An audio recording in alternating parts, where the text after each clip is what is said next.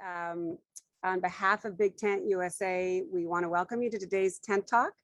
BigTent USA is building a voter coalition to protect the guardrails and democracy, to ensure that government is accountable to us, that it's transparent, and to increase civic participation. We have upcoming BigTent USA Zoom events that we're excited for. On Wednesday, May 31st at 7, we have author and journalist Jonathan Alter and historian David Greenberg, who will discuss where we are in this country and how we got here and the pinnacle moments that brought us to where we are. On Tuesday, June 6th at 12 p.m., we have Maxine Thorne, CEO of Civic Influencers. They will give us a rundown about how to get voters out and voting, on the ground data and winning strategies on campuses and in communities to boost their civic power and impact elections. And then on Wednesday, June 14th, Billy Ray, the Academy Award nominated screenwriter of the films The Hunger Games and Captain Phillips, and public opinion researcher Gretchen Barton will discuss how voters feel about the state of the nation and how do we message across the political divide. You can sign up for these events. We're going to be putting the links provided in the Zoom chat on our upcoming events.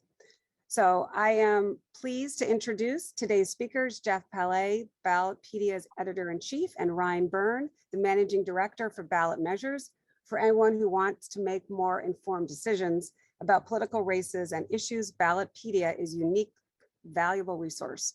They are a 501c3 nonpartisan entity. They analyze and make available online for free, neutral, objective information about almost any federal or state election at any level, whether executive, legislative, or judicial, about key trends such as growing use of citizen ballot measures to enact changes in state laws and constitutions. If you have any questions for Jeff and Ryan, please just put them in the chat and we'll get to as many as we can. Jeff and Ryan, it's all yours. Great, thank you very much. Really happy to be here today. Thank you all for taking time on this Tuesday to come spend a little bit of time with us on this call. Really excited to talk to you about Ballotpedia and what we do. So I will spend a few minutes just kind of giving some background about, who's Ballotpedia, what do we do? And then Ryan is our resident expert on ballot measures. So he will be able to talk all about the incredible world of ballot measures, which, in case you don't know, is actually the project that got Ballotpedia started 15 years ago, was specifically just to cover ballot measures. We've grown quite a lot since then, but ballot measures as a result is always really near and dear to our heart. So we're really looking forward to talking to you about that today. So I'm going to go ahead and share my screen. And I'll walk through this presentation with everyone. So hopefully you can all see the screen now that says Ballotpedia, Encyclopedia of American Politics. So I'm sure everyone is familiar with this wonderful logo here, McDonald's. And for a very long time, they used to have this nice little tidbit at the very bottom that said billions and billions served. They probably stopped with this right when they hit right around, say, trillions of hamburgers served. But we've been thinking about this little graphic and logo lately for us as well, because we have now hit the point where we have passed 400,000 articles on Ballotpedia. So ballotpedia.org, if you visited it, has more than 400,000 articles that we regularly maintain and curate, that we provide for our readers to, like Susan said at the very top, allow people to participate and understand in a neutral way various elements of our American political system. So the number of articles is something we're really proud of, and it says a lot more about our role as an encyclopedic resource. But really, we're so much more than that. And like I said, it's our 15th anniversary. So Ballotpedia was founded 15 years ago, so we're really excited about celebrating that this year. So like I said, I'll briefly talk about Ballotpedia. Ryan will give us our ballot measures deep dive, and then we'll have lots of time for Q&A at the end because we want to hear what you have to say. We want to hear what your questions are. So Ballotpedia is a 501c3 nonprofit. Ballotpedia is the digital encyclopedia of American politics, the nation's premier resource for unbiased information on elections, politics, and policy. We like to think that we're changing the way people connect with politics. Our content includes neutral, accurate, and verifiable information on government officials, the offices they hold, political issues, public policy, elections, candidates. We kind of like to say, if you're Googling for information at any time of year, whether it's what's on your ballot, when do the polls close, learn about a candidate, the odds are you're going to find something on Ballotpedia. Our annual budget is around $9 million. And that's primarily supported through foundations and individual donors, anywhere from $5 and up. So like I said, we've been around since 2007, and we've received more than 1 billion lifetime page views. So this chart here just kind of gives you a sense of how Ballotpedia's traffic ebbs and flows, which is very much what you would expect for an organization that works around an elections cycle. Even years, there are more people looking for information about politics, which leads to more page views for Ballotpedia. We're really proud of these page view numbers in particular because we think it really represents an engaged American political voter demographic. If you're on Ballotpedia, you're actively looking for information, which means that you're trying to make an informed vote or an informed decision when you're having a conversation at the dinner table. So with each even year cycle, we've seen more and more page views. That kind of peaked in 2020 and took a little bit of a contraction in 2022, which is not surprising considering in 2020, well, there were a lot of people home with a lot more time on their hands than a typical election cycle. This is a bar chart showing our growth of pages on Ballotpedia over time. So there are more than 585,000 elected officials in the country. That's quite a lot of decisions for voters to make every year. And our goal is to cover every single one of them. That doesn't even include ballot measures. I'm just talking about the people who run for office. We believe that it'll be a better political climate when Ballotpedia has an article on every candidate and an article on every elected official and an article on every office. So with 585,000 elected officials, there's quite a long way to go still, but we're really proud of the growth we've seen over time with number of articles on Ballotpedia. And you can see last year we added 59,526 articles, most of which were ultra local, we call them, candidates. If you ever go to the polls and you look at your ballot and you go, I don't know any of the names on here. I know the congressman, maybe I know the state legislators, but what about your library board representative or your soil commissioner or your mosquito board commissioner? Oftentimes there are names on ballots and we go into the vote and we don't know anything more than just the name. So we believe that we will accomplish our mission when we can provide voters a way to be informed when they're going into the polls, even for those offices that are really down ballot, to allow people to cast their vote that matches their values. Of those 400,000 articles, 50% of them are local, because that's the vast majority of where things play out politically in terms of the number of candidates and number of offices. 25% of our articles are state, so things like your state legislator or a state executive official like a governor or a secretary of state. 15% of our articles are ballot measure articles, which I'm so excited for Ryan to talk all about. Tens of thousands of ballot measures have gone before voters over the years in all sorts of really interesting topic areas. And we build articles on all of the certified measures and all of the potential initiatives as well. And 10% of our articles are federal. Even though the federal gets a lot of attention, it's in terms of the volume of articles on Ballotpedia, those are actually on the lower percentage of things. Where does Ballotpedia get its traffic from? If you've ever been to Ballotpedia, you probably experienced something sort of like this. You go to Google, you type in a search term, and you see a link to Ballotpedia. So on average, most of our Ballotpedia content appears in the top 5 for relevant keywords, in the top 3 for 54% of our keywords. And that's really where most of our traffic comes from, which is why I like to say that the Ballotpedia reader is curious, because they are looking for content, whether it's in Google or in Bing or wherever else it is that you're doing your search. And then you're coming to Ballotpedia through what we call the side door. But we've got more than just on-site content. We also have more than a dozen different newsletters that we publish on a daily, weekly, monthly basis. So we have newsletters like the Daily Brew, which is 3 top stories each morning. Hopefully some of you are subscribers to that. Or we have the Weekly Brew, which is a condensed collection of the week's most viewed stories from the Daily Brew. Or periodic weekly or monthly newsletters like the Ballot Bulletin or State Ballot Measures Monthly, which Ryan writes, which just actually came out earlier today, tracking all sorts of ballot measure certifications and news around them.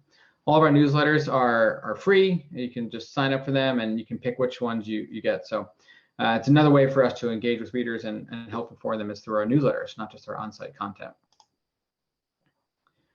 Another one of our products that we're really proud of is the sample ballot. So if you come to Ballotpedia and you've got an election coming up, You simply plug in your address, and you're going to get a list of candidates, and issues, and stances, and ballot measures that are going to be on your ballot.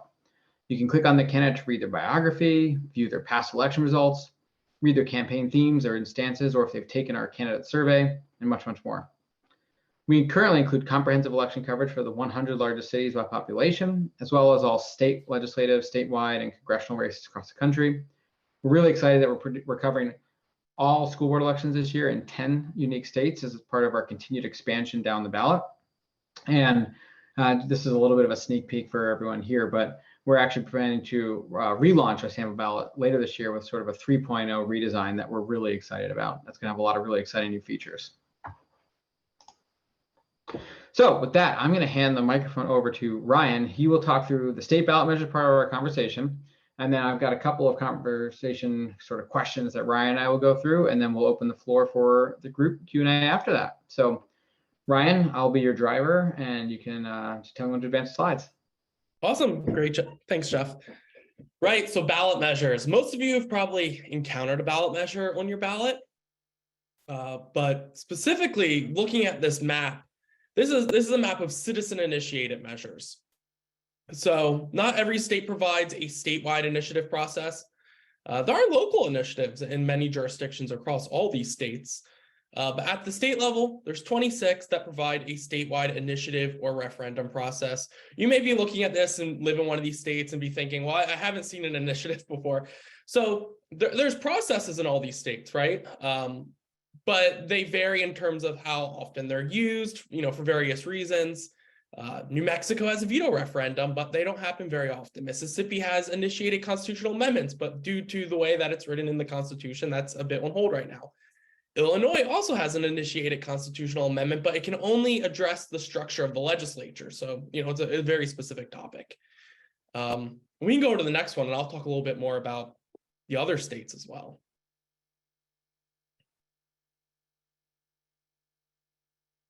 Right, so I was just talking about citizen-initiated measures.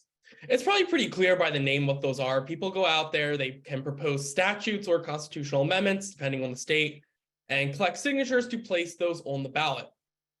There's veto referendums as well, which are known in some states as people's vetoes, which I think illuminates how they function, right? A piece of legislation is passed, signed into law, people collect signatures to essentially veto that bill. It puts it on hold until people can address it. There's also an indirect process, like in Ohio, where the legislature actually has an option to approve initiated statutes outright or let them go to the ballot. Now, beyond citizens, legislatures can vote to place things on the ballot. Sometimes statutes, there's different states have different laws about which statutes have to go on the ballot, or in some states, legislators may just decide to put an issue on the ballot because it's a topic that they want voters to weigh in on or something like that. But every state except Delaware, so if you're from Delaware, you probably have never seen a statewide ballot measure. Every state except Delaware does require voter ratification for state constitutional amendments. So that's really the two big types, citizen-initiated or legislatively referred. There's this kind of third bucket, which we can call automatic ballot measures or automatically referred ballot measures. And that's the case where the state constitution itself contains language saying something like every 20 years, voters must be asked a question about whether or not to hold a state constitutional convention. A number of states have a question like that, which they see at various periods, 7 years, 10 years, 20 years. It varies by state. We can jump to the next one. Right, so Ohio's been in the news a lot. Not every state allows, not every one of those 26 states that has an initiative process allows it during odd-numbered years. The vast majority of them require citizen-initiated measures and often legislative referrals as well to appear on even-year ballots, right?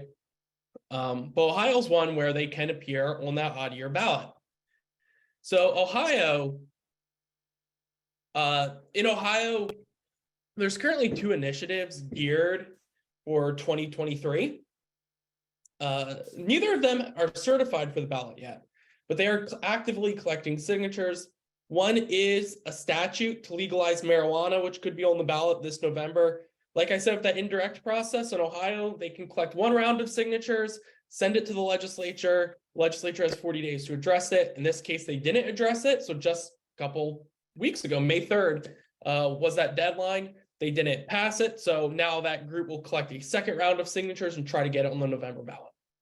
And then there's an initiated constitutional amendment as well to, in quotes, make and carry, to create a state constitutional right to, in quotes, make and carry out one's own reproductive decisions, including abortion until fetal viability. That could also be on the November ballot. Campaign is actively collecting signatures. Now, there's also, at this point, one legislatively referred constitutional amendment certified for the ballot, and it's certified for a special election in August. So it would appear on the ballot before those November initiatives. And that is a constitutional amendment to increase the vote requirement for future constitutional amendments to 60%, rather than a simple majority of votes. So there is an ongoing lawsuit that was just launched. So that's going to be contested in court as to whether it can be an August election or not. But if this amendment is passed in August, it would affect those November amendments, right? Again, marijuana is statutory, so it wouldn't affect that, but it could affect the abortion right related amendment and future amendments in other years if voters pass it. Next. All right, so this is a big topic. It's a trend, right? So abortion has really been a trend. I think a lot of people started paying attention in 2022 for obvious reasons, but it's been a trend on the ballot since 1970. So in 2022, there were 6 ballot measures addressing abortion. That's the most on record for a single year.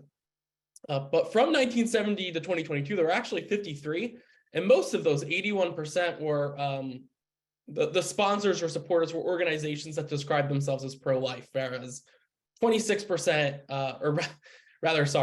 10 of them were by organizations that describe themselves as pro-choice, or in more recent years using the phrase pro-reproductive rights. So using the initiative on abortion policy was really something that organizations and campaigns in that pro-life camp utilized until rather recently. There were a few prior to 2022, but in 2022 is really where we saw those pro-choice organizations kind of lean into the ballot initiative, again, probably for obvious reasons, and so on and so forth. So we can take a little bit of a deeper dive here. So we can go into the next one. So Ballotpedia has broken down all these ballot measures since 1970. So you can see what their approval and rejection rates are. Again, so campaigns that describe themselves as pro-choice, constitutional rights, there's been 3, and all 3 of them were approved. Granted, all 3 were in 2022. On the other side, the campaigns that describe themselves as pro-life, I think a big one in 2022, which we'll probably continue to see on that side, are these amendments related to constitutional interpretation. They essentially say the Constitution cannot be interpreted to establish a state constitutional right to abortion.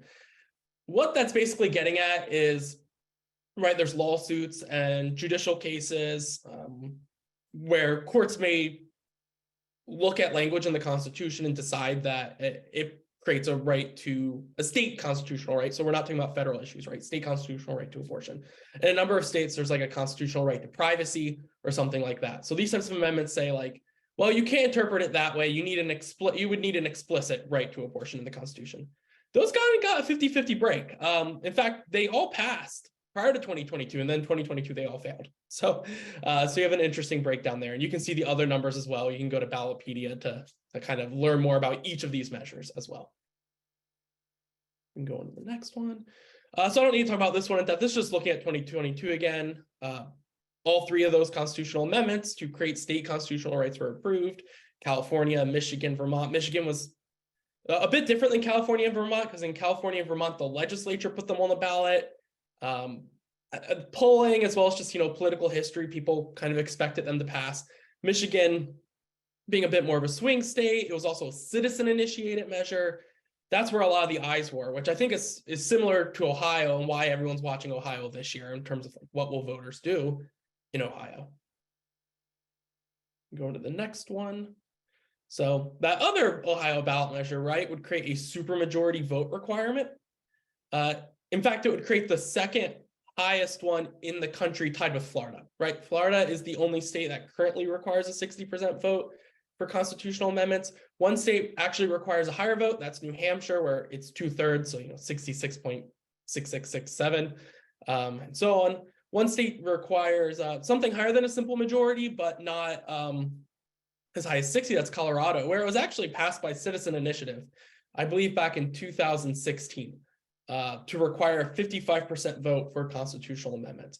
Now you see all those states on the map that are orange. So 8 states also have other requirements. These can be things like a simple majority vote, but of registered voters, so turnout matters in that case, or total votes cast in the election. So if you skip a ballot measure, it's effectively no. Or an either or, like Illinois is a good example of an either or. An amendment can receive 60% of the vote and pass in Illinois, votes just on that measure, or a simple majority of those total ballots cast. Last November was a good example where there is a constitutional amendment to create a state constitutional right to collective bargaining. It didn't receive 60, it received 57, but enough people voted on the ballot measure itself. They didn't skip that question, that it still passed. So you can think of scenarios where like someone might vote for governor, but skip the ballot measure. That's kind of how that one would play out. So there's 8 states that kind of have those either or based on registered voters or based on total votes cast in the election. So again, Ohio would be tied with Florida as the second highest. So thinking about other things, abortion's obviously a huge trend with ballot measures. I mean, with Dobbs and the federal constitution, kind of punting it back to the states. It's an opportunity for campaigns in those states with initiated constitutional amendments to establish state constitutional rights to abortion, fairly explicit ones, right? Like in Michigan or potentially in Ohio in November. But thinking about other things, so for 2023, because we do have some odd year ballot measures, you can see that it's an average of 32 for the past 10 years. So it's nowhere near the number that you see in even numbered years. But there's a few states like Texas where you virtually only see them in odd numbered years. So Texas will likely vote on, I don't know, 6.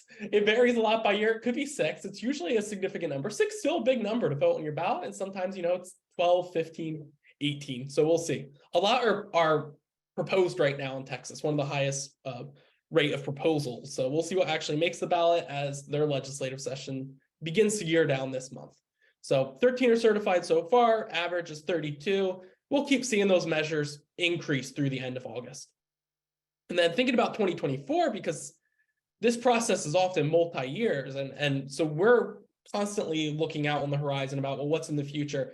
In fact, we created resources recently for those automatic ballot measures, the state constitutional convention questions going out to 2040. So we very much do look to the future and don't want to lag on things that are happening now that affect, future elections. So far, 34 measures have been certified for state ballots in 2024. That increased 1 this morning from 33. So the average is 157 for the past 10 years. Again, that can vary. It was really high, 180 back in the early 2010s. The past couple of years, it's been more around 140. So we'll see where 2024 falls. So topics we're watching, right? We still have a ways to go. 34 measures, likely, average 157. So there aren't really any like big notable new trends yet, but the trends that we are seeing are ones that we've kind of seen for at least the 2022 cycle, if not a little longer. And ballot measure trends tend to be more than just like a 1-year thing. They go over several years. Abortion and state constitutional rights is still a big one. Election and voting policies, kind of on both sides of the aisle with ballot measures, has been a big topic. Minimum wage for probably a decade now has been a trend, and we see a number of like $15 minimum wage initiatives circulating or have been certified for 2024, as well as ballot measure law changes. So like that Ohio 60% one, we've seen other ones in South Dakota, proposals in other states like Arizona and Arkansas that may make the ballot. And we can move on.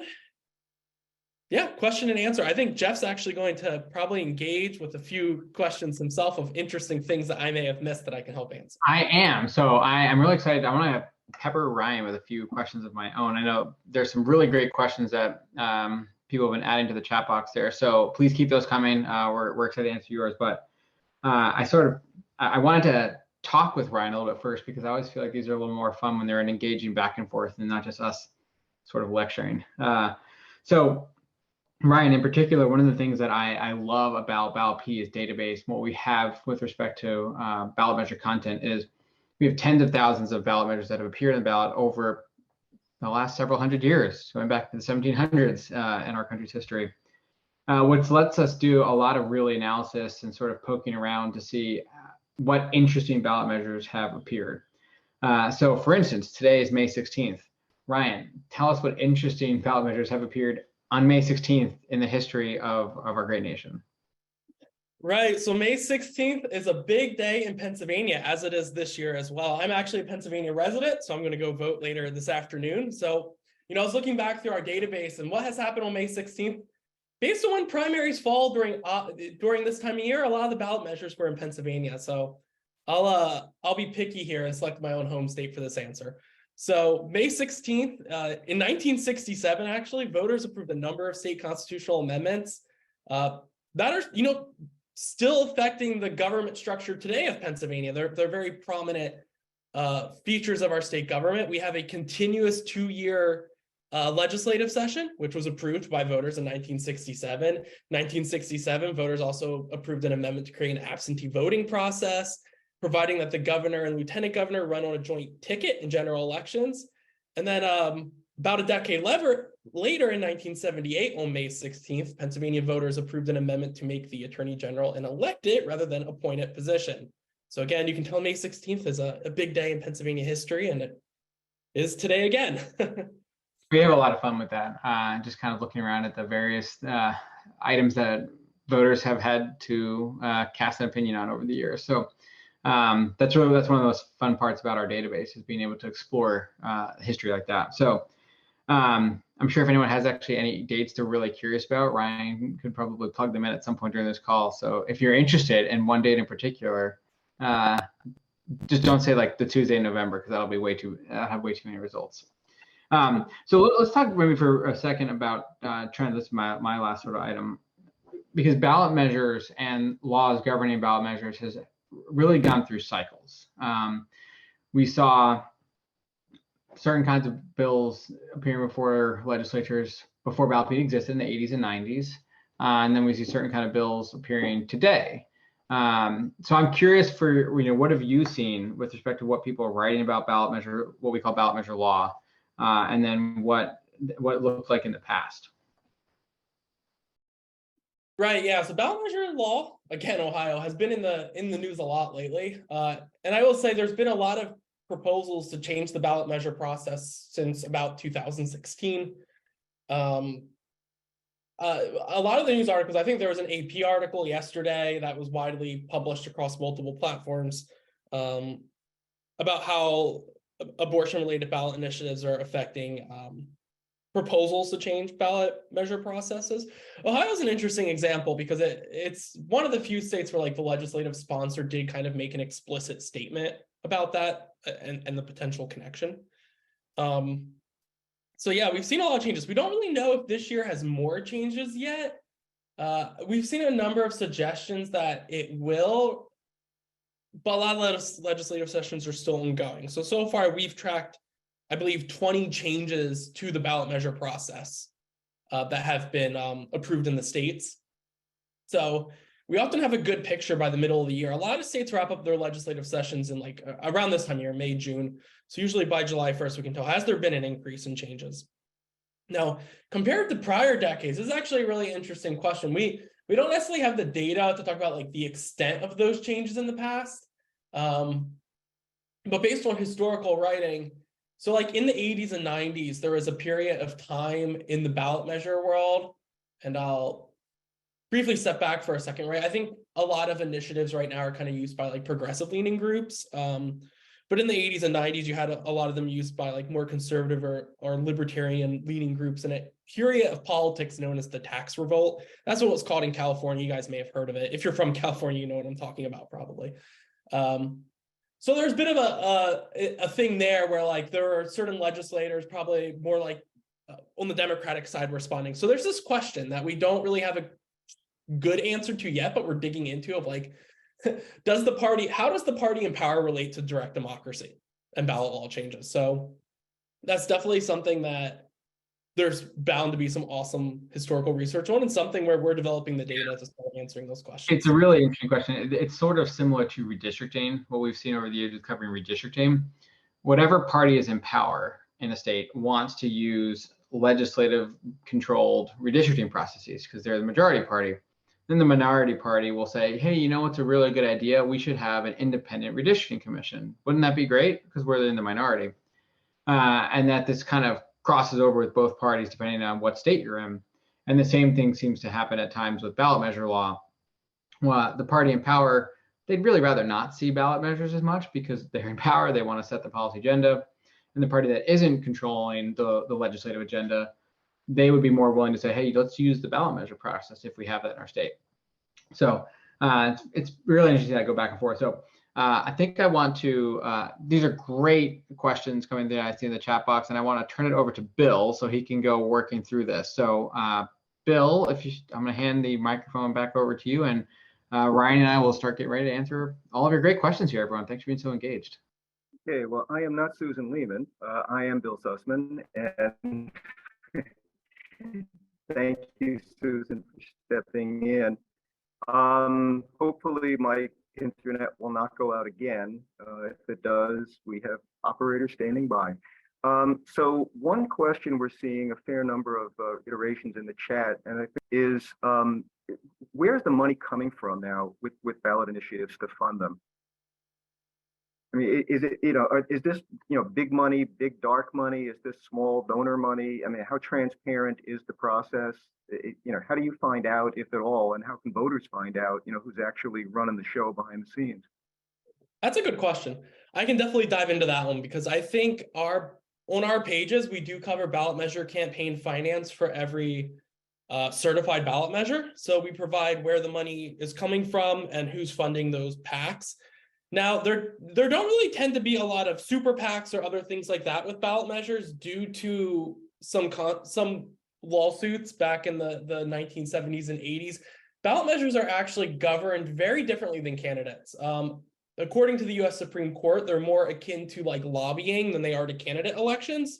So there aren't really things like caps on the amount of money and things like that. So people tend to just give to the PACs. Nothing else is really required.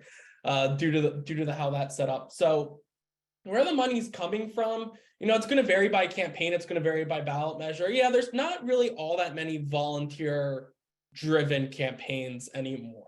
There's still a few, and it's always really exciting to see that someone got something on the ballot using volunteers. But right, there's often organizations or businesses or unions or some other entity that helps fund the campaigns to get a measure on the ballot and helps fund the opposition as well. Yeah, such an interesting question. I dropped in our analysis article that Ryan and his team put together every year.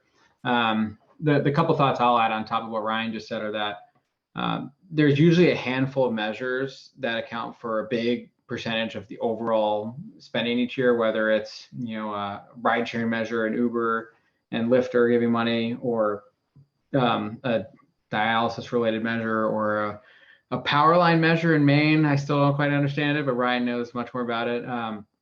So there's usually a handful of measures that will account for a big, substantial portion of the money that comes in.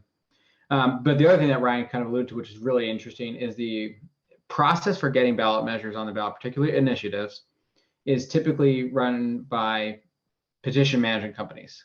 And in most states that have initiatives, they are paying their petition gatherers to go collect signatures. And what we've seen over the last several cycles is, like everything else in the country with inflation, it has gotten more expensive. So it's more expensive to buy an egg today. It's more expensive to get gas.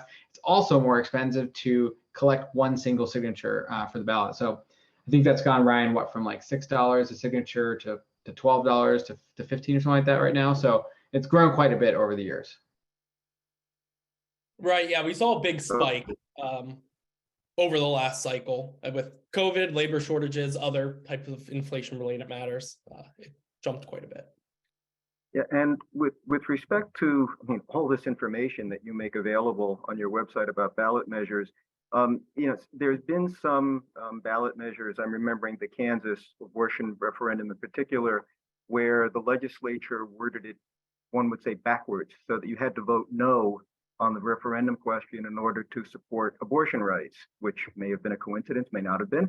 Does Ballotpedia do any explaining of, what the question is, and if you want to, vote yes, if you want the measure to pass, what that means, if you don't want it to pass, what that means, so voters don't get confused?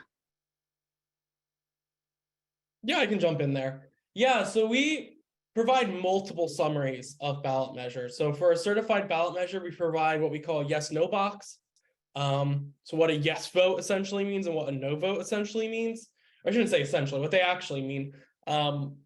Sometimes we're able, depending on the context, to like explain the status quo with a no vote, but then we also provide like longer summaries in overviews, and we can provide even longer summaries than with what we call measure design sections.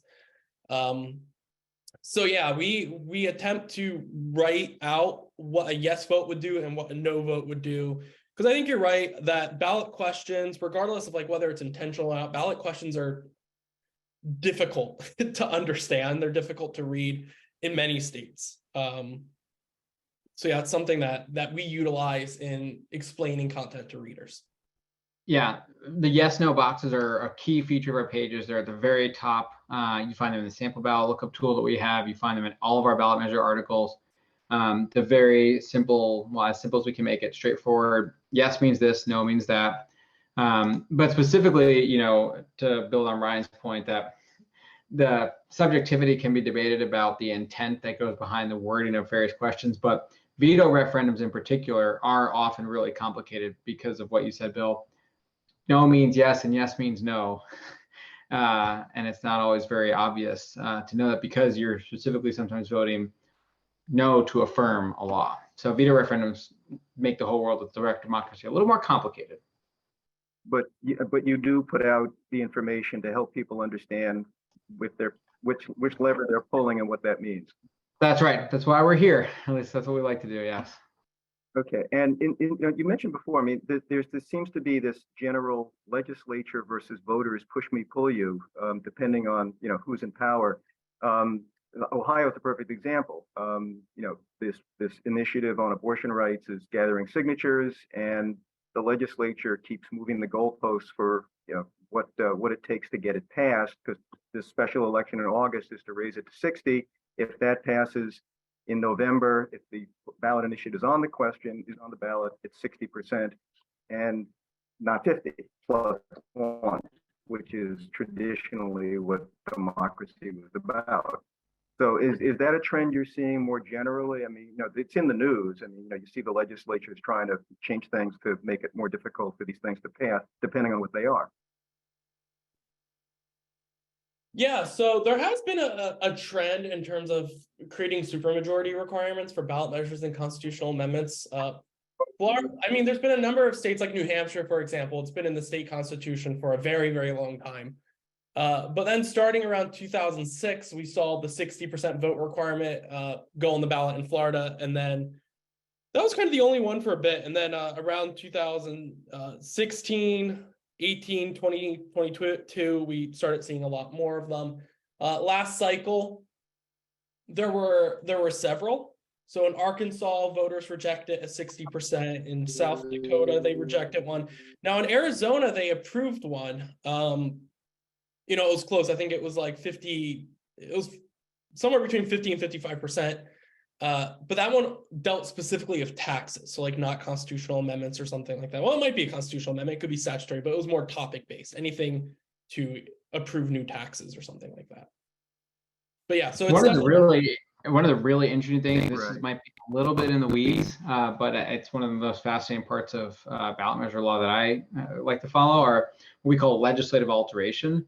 So there are some states where citizens can go put an initiative on the ballot to pass a law, and then the legislature can just come back in the next session and say, you know what, we don't like that law, just gonna get rid of it. Not every state can do that.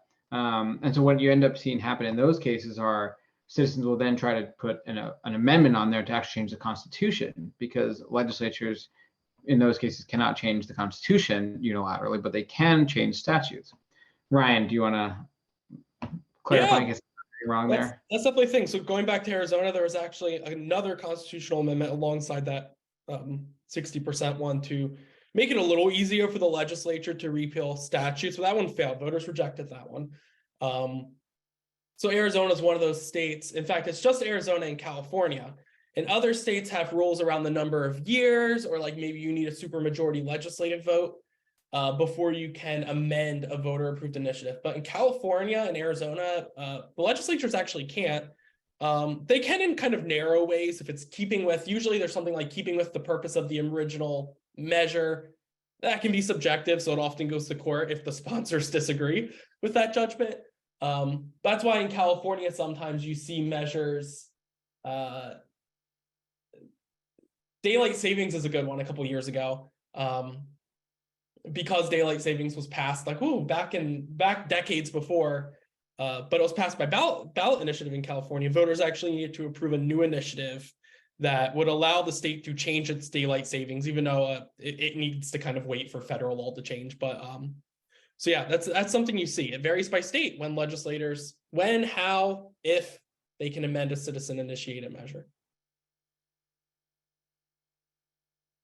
And to Jeff, I guess this would be more a question for you. We're seeing some questions in the chat about, how you get your information out. You mentioned earlier that Ballotpedia is in the top 5, I think, of Google searches. And do you have folks who monitor regularly to make sure that there aren't, bad actors out there directing people by use of keywords to misinformation instead of, the actual facts? Yeah, it's a great question. We do monitor what we call our SERP results, which is search engine result placement. So we have processes by which we go do our own searching for terms and see where our articles land and what articles are also in vicinity of our home. We certainly can't control search results, and we can't control what other entities are publishing, but we can take efforts on our end to produce what we think is the best quality content that we can, and trust that quality will win the day and quality will be king. So, so far it's worked out pretty well. And in terms of what you actually are doing, you mentioned these candidate surveys. I'm moving off ballot measures to give Ryan a chance to catch his breath. How do you verify what the candidates say when they respond to your survey, if you do? And I think I've frozen Jeff. There you go. You're good. I hear your question, Bill, and it's a great question about our candidate surveys. So we've had nearly 10,000 candidate surveys submitted to Ballotpedia over the last 6 election years, give or take. And we do not verify the actual content that they're submitting in terms, like, let's say someone says, I was employed by Bank of America for 15 years. We don't go do a reference check and call Bank of America and ask them if this candidate did indeed work there. We do verify that the survey was submitted by the individual. So they have to go through a series of steps, whether it's, verification with their driver's license or a number of other different methods that we lay out for candidates to prove and verify that, yes, this is me. I'm Ryan Byrne, and I'm submitting this candidate survey for my profile. And then we will publish that, verbatim. And our belief is that we trust voters and we trust the system, and voters will make judgments and determinations off of candidates and what they say. And if a candidate is lying, voters will figure that out. It's kind of our hope and dream. So that's our sort of process for processing and verifying surveys. It would be quite an effort to get what we hope to get hundreds of thousands of candidate surveys over time, and to verify all of them would likely be a very non-sustainable scaling process. But verifying that at least the candidate is who they say they are is the key part of our process there. So George Santos did not submit a survey. Just kidding. So in terms of what you folks see as your biggest challenges going forward over the next couple of years, I mean, there's so much data out there. I mean, what do you see as Ballotpedia's biggest challenges going forward to keep doing the work that you're doing so people can be informed? That's a great question. I like that one. I'm sure Ryan has a specific answer about ballot measures. I might let him field that in a couple minutes. But when I think about the organization and our sort of overall challenge, it's about growing down the ballot, getting more information about those really local offices, those local candidates, those local races, and helping voters to get information that allows them to vote their values, to be informed going to the polls. And that's a really big challenge, to not only get the names. First, you have to get the names of who's running for office. I can't tell you the number of times we've tried to cover a race and an election office will say, why do you want to know that information? Why do you want to know who's running? Or, oh, we had an election last week, we just didn't tell anyone. So once you get down at the really local level, information availability can be a real challenge. But we feel very excited about a process we have in place for how we import that information. And as that grows and develops, the next step, once you get the information, is building on top of the simple basics with information that tells you about who they are, whether that's their candidate survey, or who's endorsing them, or whose endorsement are they seeking, or who's donating to them. That's all information that really helps inform voters and tells them, okay, I like this person, I would like to vote for them, or I don't like this person, I'd rather not vote for them. So that's really our continual big challenge, I think, is getting down the ballot. It's sort of you might say it's the last mile problem. It's not so hard to get federal and state information about elections and candidates there. We all see it and we can read about it in any news service you follow. It's the local stuff that's where that gets a lot more challenging, but for us, exciting. So Ryan, I don't know if you have anything specifically to ballot measures that you see as an exciting challenge in the next few years. Oh, I was going to say basically the same thing, except applied to ballot measures. So local ballot measures can be quite a challenge to cover. You know, in big cities like, use Pennsylvania again, Philadelphia, it's not hard to find them.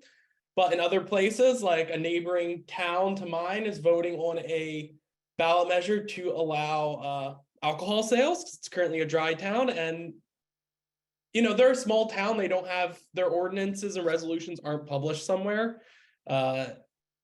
Basically, no one, the public had a difficult time knowing about this, right? Until sample ballots were published on the county website a couple of weeks before the election. And in some other smaller counties than the one I live in, there might not be readily available sample ballots either. So that's definitely a biggest challenge, right? It's scaling up in order to go down ballot with ballot measures, but it's an exciting challenge. There's a lot, you know, we cover hundreds of state ballot measures and hundreds, sometimes 1,000 local ballot measures each year. But, you know, there's still tens of thousands of local ballot measures out there to cover.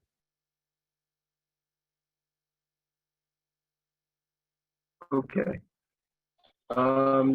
And I guess one other question we came in the chat. Do you have the using your site? You know, young people, older people. You know, and what points in the cycle your usage is spike, if at all? Yeah, that's a great question. We do know a good bit of information about that. So our site usage is really spread across the demographics. About 20% of our users are between the age group of 25 and 34, and about 13% of them are age 65 and up. So there really isn't one demographic that is, you know, representing 50% of our readership or anything like that. We've monitored that closely over the years, and it's been fairly consistent. Age group of 18 to 24, 15%. Age group of 45 to 54, about 16%. Really, really quite similar. And I think we find that makes a lot of sense to us because there's a wide availability of the internet and search engines today. And if you're looking for information about American political system, you're going to find Ballotpedia. Obviously, the readership spikes dramatically around a November election day. So we like to think that's kind of like if you're a family that goes out to dinner once a year, maybe on Mother's Day, like this past weekend, and that's your one day a year where you go out to dinner. Restaurants are really not going to get you to go out to dinner that much. They can't get you to convert you because you just go out once a year.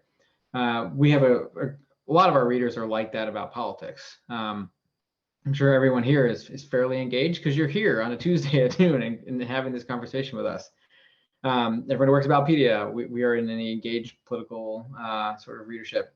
But there are a lot of Americans out there who are perfectly content to just, they look up information about their polls the day before they vote in November. And we see that with our traffic patterns. There's a very significant spike in the run up to the election.